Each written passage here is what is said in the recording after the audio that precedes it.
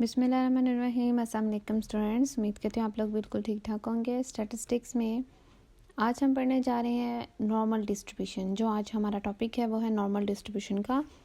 तो सबसे पहले आपने जिस चीज़ की तरफ नोट करना है, जो चीज़ आपने समझनी है, जो मेन क्वेश्चन आता है कि नॉर्मल डिस्ट्रीब्यूशन क्या है। एक ऐसी डिस्ट्रीब्यूशन जो सिमेट्रिकल होती है। सिमेट्रिकल क्या है?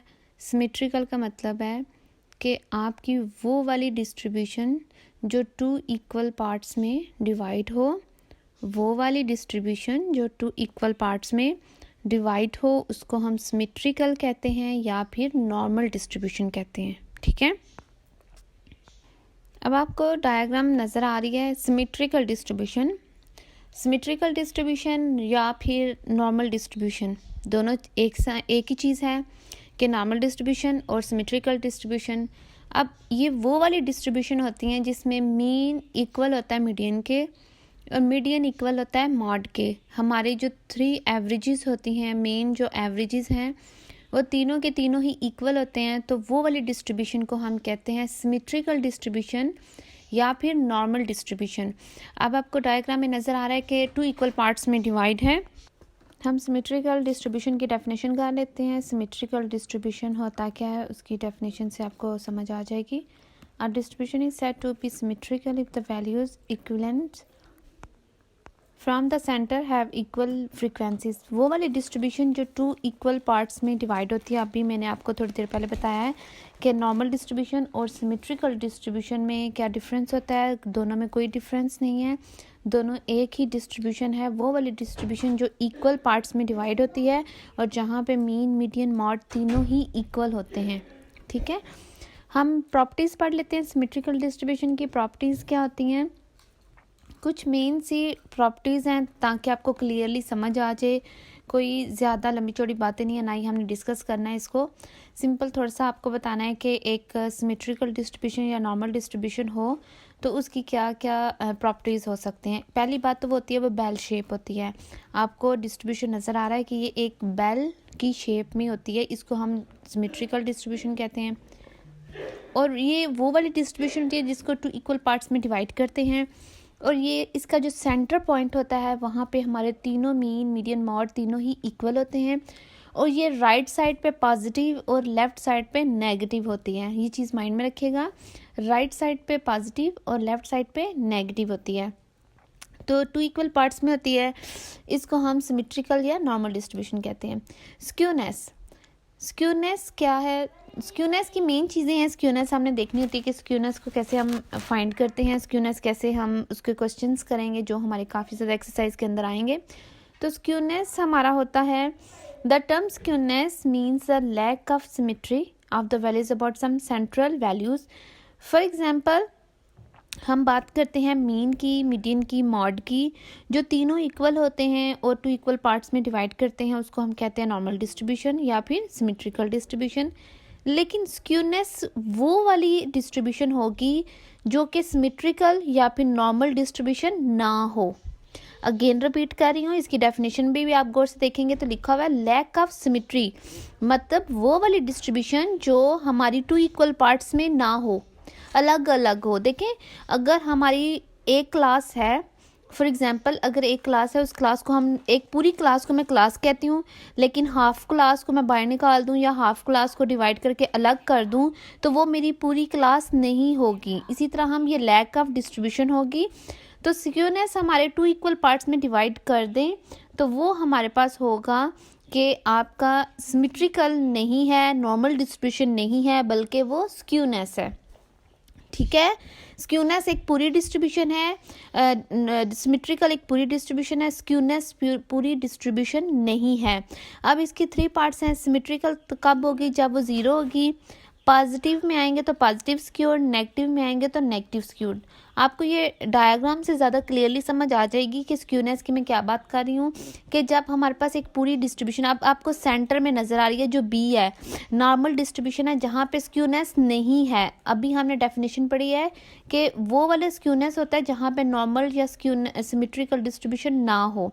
अब बी वाली में आपको नज़र आ रहा है कि यहाँ पे नॉर्मल डिस्ट्रीब्यूशन है, वो वाली डिस्ट्रीब्यूशन जो एक पूरे 2 इक्वल पार्ट्स में डिवाइड हो रही है और एक पूरी नॉर्मल डिस्ट्रीब्यूशन है, वहाँ पे स्क्यूनेस 0 है, ठीक है, वहाँ पे स्क्यूनेस 0 है। सी वाली आप अगर डायग्राम देखें तो सी वाली में राइट साइड है, लेफ्ट साइड पे डिस्ट्रीब्यूशन नहीं है।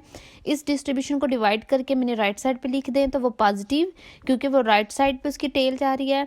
और लेफ्ट साइड पे जो आपकी ए डिस्ट्रीब्यूशन आपको नज़र आ रही है, ये लेफ्ट साइड पे जा रही है, मतलब नेगेटिव जा रही है, तो ये आपका नेगेटिव डायरेक्शन होगी। अगेन रिपीट करती हूँ, जो आपकी बी डायग्राम है वो एक नॉर्मल डिस्ट्रीब्यूशन है जहाँ पे स्क्यूनेस 0 है। जो आपकी सेकंड सी वाली है, सी वाली में पॉजिटिव है, ए वाली में नेगेटिव है, क्योंकि वो नेगेटिव साइड पे जा रही है और ये पॉजिटिव साइड पे जा रही है। जहाँ पे ये दोनों इक्वल हो जाएंगी वो नॉर्मल डिस्ट्रीब्यूशन हो जाएंगी, वहाँ पे दोनों इक्वल पार्ट्स में है और वहाँ पे आपका स्क्यूनेस 0 होगा।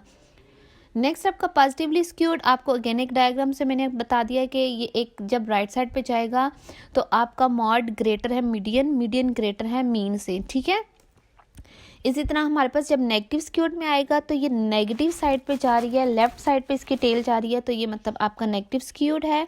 वहाँ पे आपका मीन लेस देन है मीडियन, लेस देन है मॉड, कि मीन छोटा होगा मीडियन से और छोटा होगा मॉड से। तो पॉजिटिव में मीन ग्रेटर होगा मीडियन से और ग्रेटर होगा मॉड से।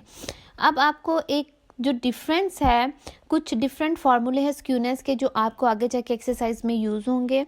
जितने क्वेश्चंस के अंदर आपके स्क्यूनेस के फार्मूले थे मैंने इकट्ठे करके लिख दिए हैं कि यही स्क्यूनेस के फार्मूले हैं। अब जो आपका फर्स्ट नज़र आ रहा है आपको Karl Pearson first coefficient of skewness, बेटा इसका मतलब है फर्स्ट लिखा है तो इसका मतलब है कि क्वेश्चन के ऊपर बेस करता है। अब क्वेश्चन के अंदर मीन फाइंड करना हो या मॉड गिवन हो, स्टैंडर्ड डेविएशन गिवन हो और आपने कोएफिशिएंट ऑफ स्क्यूनेस फाइंड करना है तो आपका ये वाला फार्मूला लग जाएगा। और अगर क्वेश्चन के अंदर मीन और मीडियन गिवन है और साथ में स्टैंडर्ड डेविएशन है तो आप ये सेकंड वाला फार्मूला लगा सकते हैं। बॉले या फिर क्वार्टाइल कोएफिशिएंट, ठीक है, ये वाला आपका ज़्यादा यूज़ होता है फार्मूला। कोएफिशिएंट हमारे पास होता है क्वार्टाइल्स वाला, स्क्यूनेस का कोएफिशिएंट ऑफ स्क्यूनेस लिखा होगा, क्वार्टाइल कोएफिशिएंट ऑफ स्क्यूनेस लिखा होगा या बाउले कोएफिशिएंट ऑफ स्क्यूनेस लिखा होगा। ये तीनों फार्मूले एक ही फार्मूला है और ये थर्ड वाला फार्मूला ज़्यादा यूज़ होता है और फोर्थ वाला आपका मोमेंट्स के साथ आता है। अगर हम उसकी स्क्यूनेस की बात करें तो दूसरी तरफ हम बात करते हैं कर्टिसिस की। अब ये कर्टिसिस हमारे पास क्या होता है, ये डिस्ट्रीब्यूशन की पीकनेस बताता है, ठीक है, कि आपकी डिस्ट्रीब्यूशन पीक पे है, नॉर्मल है या फिर लो पे है, ठीक है। तो इसको हम कर्टिसिस कहते हैं। जो सबसे पहली हमारी टाइप आती है वो आती है लेप्टोकर्टिक। लेप्टोकर्टिक आपकी वो वाली डिस्ट्रीब्यूशन है जो बहुत ज़्यादा पीक पे होती है, नॉर्मल डिस्ट्रीब्यूशन से थोड़ी हट के होती है, नॉर्मल डिस्ट्रीब्यूशन से थोड़ी सारी पीक पे होती है, ठीक है। तो इसको हम कहते हैं लेप्टोकर्टिक। नेक्स्ट हम देखें तो प्लेटेकर्टिक है हमारे पास। प्लेटेकर्टिक डिस्ट्रीब्यूशन वो वाली डिस्ट्रीब्यूशन होती है जो फ्लैट होती है, इसको हम कहते हैं प्लेटेकर्टिक। प्लेटेकर्टिक ये नॉर्मल डिस्ट्रीब्यूशन से थोड़ी सी नीचे की तरफ होती है, फ्लैट होती है। थर्ड हमारी आ जाती है मेसोकर्टिक। मेसोकर्टिक हमारे पास एक नॉर्मल डिस्ट्रीब्यूशन होती है जो बिल्कुल नॉर्मल होती है, ना तो बहुत ज़्यादा पीक पे होती है ना ही बहुत फ्लैट होती है, ये इक्वल होती है जिसको हम नॉर्मल डिस्ट्रीब्यूशन कहते हैं, सिमेट्रिकल डिस्ट्रीब्यूशन कहते हैं और यहाँ पे मेसोकर्टिक कहते हैं, ठीक है। ये चीज़ें आपने याद रखनी है। एक डायग्राम में मैंने तीनों को आपको बता दिया कि तीनों जो हमारी डायग्राम्स है जैसे नॉर्मल डिस्ट्रीब्यूशन है, प्लेटे है और हमारी लेप्टोकर्टिक है। जो नॉर्मल डिस्ट्रीब्यूशन होगी वहाँ पे कर्टिसिस 0 होगा और जहाँ पे पॉजिटिव होगा वो ग्रेटर देन 0 होगा, जहाँ पे नेगेटिव होगी तो वो हमारी लेस देन 0 होगी। अब नेक्स्ट डायग्राम में आप देखें तो डिफरेंस आपको नज़र आएगा स्क्यूनेस का और कर्टिसिस का, ठीक है। स्क्यूनेस और कर्टिसिस का मैंने अलग अलग डायग्राम से आपको डिफरेंस बता दिया है। एक और स्क्यूनेस और कर्टिसिस के डिफरेंस आपको नज़र आएगा जहाँ पे हमारे पास लिखा हुआ है नॉर्मल डिस्ट्रीब्यूशन स्क्यूनेस 0 होता है, नॉर्मल डिस्ट्रीब्यूशन जहाँ पे मेसोकर्टिक होता है वहाँ पे कर्टिसिस 0 होता है। स्क्यूनेस में हमारा जो पॉजिटिव स्क्यूड होती है वो ग्रेटर देन 0 और जहाँ पे हमारे पास नेगेटिव वो लेस देन 0। और जो हमारे पास कर्टिसिस होता है लेप्टोकर्टिक जो होता है वो बहुत पीक पे होता है, मतलब ग्रेटर देन 0। प्लेटेकर्टिक जहाँ पे लेस देन 0 होता है वो हमारे पास नॉर्मल डिस्ट्रीब्यूशन से थोड़ी सारी नीचे की तरफ होती है, फ्लैट होती है। तो ये डिफरेंस है आपका स्क्यूनेस का और कर्टिसिस का। आई होप आपको समझ आ गई होगी। अल्लाह हाफिज़, थैंक यू।